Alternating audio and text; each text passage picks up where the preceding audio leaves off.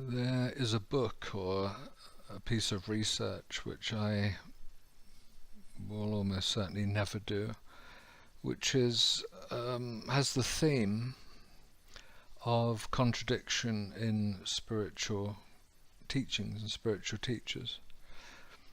Only this week I've noticed one spiritual teacher exhorts us to think as a mainstay of his spiritual approach, and another spiritual teacher says he never thinks, and that freedom, spiritual liberation is only possible by surrendering the power of thought entirely.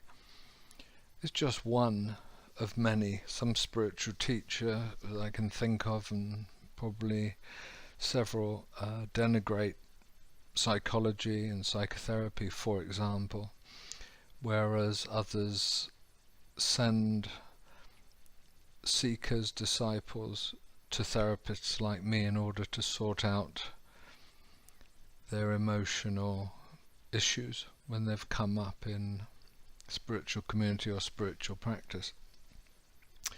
So there's just no way of finding some consistency as and when you move across, contrast and compare different spiritual teachers and different spiritual teachings. You may argue it's a hopeless idea anyway. Why do it? What's the point?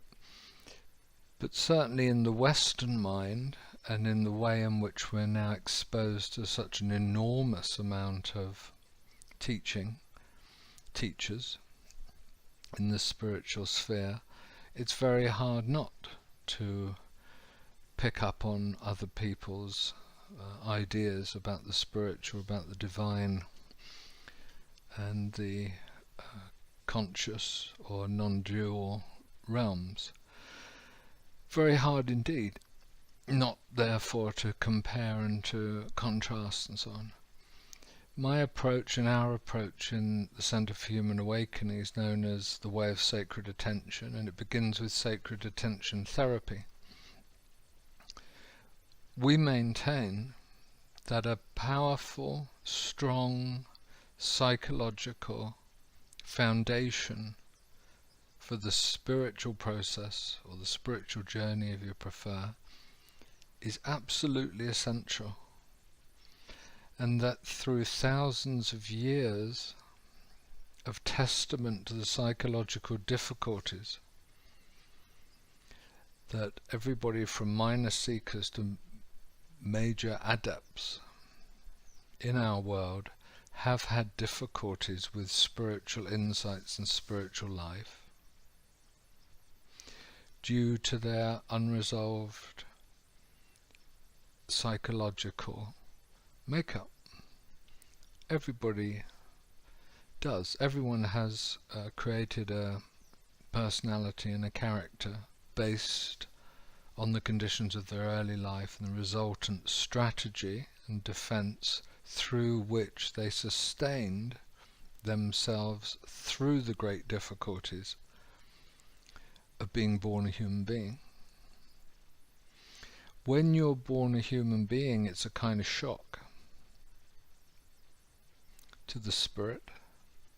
It's a shock to your divine sensitivity, and it's a shock to the spirit that has taken form in this world of relativity, time and space.